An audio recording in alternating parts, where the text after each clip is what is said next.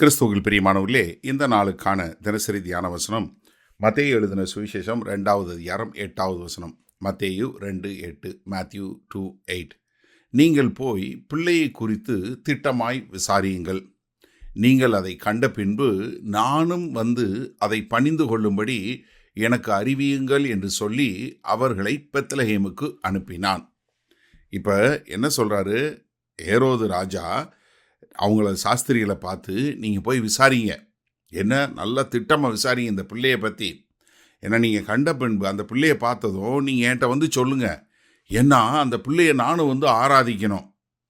ஆனால் அவருடைய எண்ணங்கிறத நீங்கள் வந்து 13வது வசனத்துலேருந்து 18வது வசனம் வரைக்கும் இந்த 2வது அதிகாரத்தில் வாசிங்கனால தெரிஞ்சிடும். அவருடைய எண்ணம் என்ன? அவரை எப்படியாவது சின்ன பிள்ளையிலே கொலை செஞ்சு போட்டுறோன்னு. ஆனால் வாயில் என்ன சொல்கிறாரு? நீங்கள் போய் நல்லா விசாரித்துட்டு என்கிட்ட வந்து சொல்லுங்க, நான் அந்த பிள்ளையை நான் என்ன பண்ணணும்? ஆராதிக்கணும். ஆனால் உண்மையிலே அவரோட எண்ணமாக இருந்தால் என்ன பண்ணியிருந்திருக்கணும்?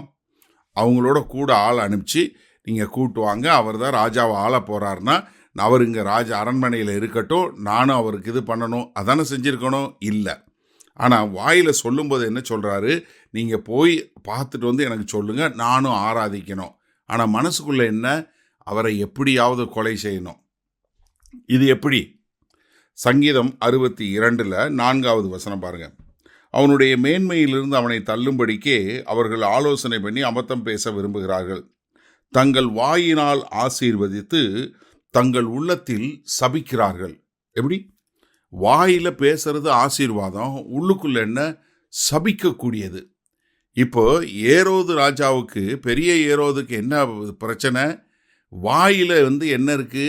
நான் அவரை நானும் ஆராதிக்கணும், அதனால் நீங்கள் என்கிட்ட வந்து சொல்லுங்கன்னு. ஆனால் உள்ளத்துக்குள்ளே என்ன இருக்குது?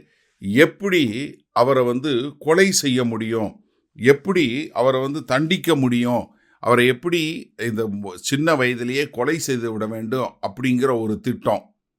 ஆனால் வெளியே சொல்லும்போது இப்படிப்பட்ட ஒரு காரியம். அப்போ என்ன? தன்னுடைய பணம், தன்னுடைய பதவி, தன்னுடைய பெயர்க்காக எதையும் செய்ய துணியல் கூடிய மக்கள்.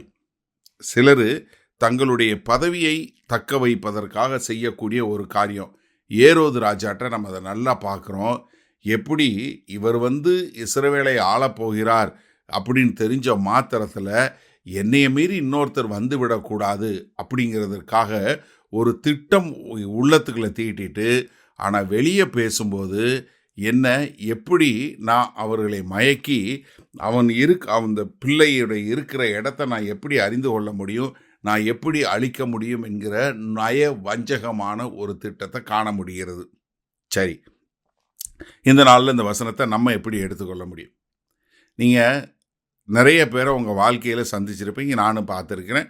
நிச்சயமாக நீங்கள் கொஞ்சம் காலம் இந்த பூமியில் வாழ்ந்துருந்தீங்கன்னா பார்த்துருப்பீங்க. உங்ககிட்ட பேசும்போது அப்படியே பாலொழுக தேனொழுக பேசிட்டு நீங்கள் சொல்கிற வார்த்தையை எடுத்துகிட்டு போய் உங்களுக்கு எதிர்மறையாக மற்றவங்கள்ட்ட உங்களை பற்றி சொல்லி கொடுத்தவங்க இருக்கிறாங்களா? நிச்சயமாக வந்திருப்பீங்க வாழ்க்கையில்.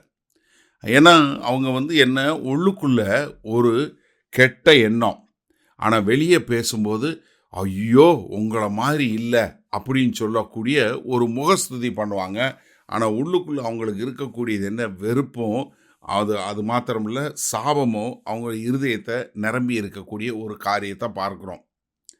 நீங்கள் நம்ம தமிழர் பண்பாடு அப்படின்னு சொல்லும்போது, இந்த தமிழர்கள் திருமணம் கல்யாணம் நடத்தும்போது எப்போவுமே மணமகன் மணமகளை நீங்கள் வாழ்த்தணும் அப்படின்னு சொன்னால், முந்தைய நாட்களில் முதல்ல போய் நீங்கள் சாப்பிட்டுட்டு வந்ததுக்கப்புறம் தான் நீங்கள் ஆசீர்வதிக்கணும்னு சொல்லிடுவாங்க. இப்போ இந்த நாட்களில் அப்படி இல்லை.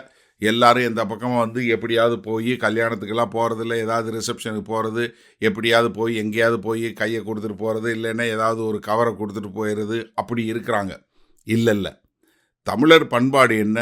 நீங்கள் போய் நல்லா வயிறு நிறைய சாப்பிடணும். அதனால தான் நம்ம இதில் பார்த்தீங்கன்னா கல்யாண வீட்டு சாப்பாடுங்கிறது கல்யாண விருந்துங்கிறது மிகவும் ஒரு சிறப்பானது. எல்லாரும் 10 வகை, 11 வகை, 17 வகை, 20 வகை அப்படின்னு சொல்லக்கூடிய அவ்வளோ ஒரு நல்ல விருந்தை கொடுப்பாங்க. என்னென்னா, உங்கள் வயிறு நிறைஞ்சா உங்கள் வாயிலிருந்து ஆசீர்வாதமான வார்த்தை வரும். அதனால தான் நீங்கள் நல்லா வயிறு நிறைய சாப்பிட்டுட்டு வந்து பிள்ளைகளை ஆசீர்வதிங்க அப்படின்னு சொல்லுவாங்க. அப்போ என்னன்னா, இங்கே உள்ளுக்குள்ள உங்களுடைய இருதயத்தில் கெட்ட எண்ணம் இருந்தால் உங்கள் வாயில் நல்ல வார்த்தைகள் வராது. அப்போ எனக்கு அருமையானவர்களே, நீங்கள் எப்படிப்பட்டவங்க? உங்களை சோதிச்சு பாருங்கள். நீங்கள் உள்ளுக்குள்ள கெட்ட எண்ணத்தோட வாயில் நல்லதாக பேசுகிறீங்களா? மனம் மாறுவோமா? வல்ல பிதாவே, இதோ நாங்களும் எங்கள் கூட இருக்கிறவங்களோ யாரும் இந்த மாதிரி வாயில ஆசீர்வதித்து விட்டு உள்ளுக்குள்ள ஒரு சாபமான வார்த்தைகள் இல்லாதபடி வாழ எங்களை முழுமையாய் ஒப்பு கொடுக்கிறோம். எங்கள் இருதயம் சுத்தமுள்ள ஒரு இருதயமாய் மாற எங்களை ஒப்பு கொடுக்கிறோம். மீட்பர் இரட்சகருமாகிய இயேசு கிறிஸ்துவின் மூலம் பிதாவே, ஆமேன். கர்த்தர் உங்களை ஆசீர்வதிப்பாராக. நாம் இன்று மாலை மணால சந்திப்போம்.